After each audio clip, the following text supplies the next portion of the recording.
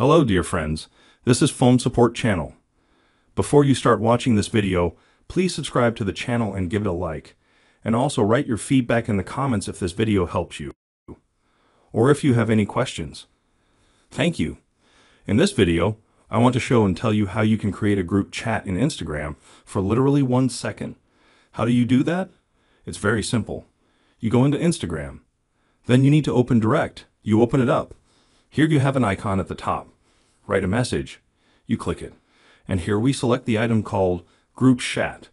If it's not there, then you'll create a group chat right away.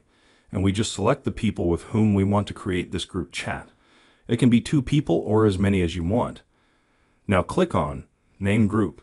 And here we write the name of our group as it will be called. We're done. We can also close this chat and click Create Group Chat. The chat is created. And now these people are automatically added to it. But we can also click on Invite Link. Copy the link and send it to a person. If you want, can also join this chat. To delete it later, you click on the group sign. You press the Leave button here and click Leave.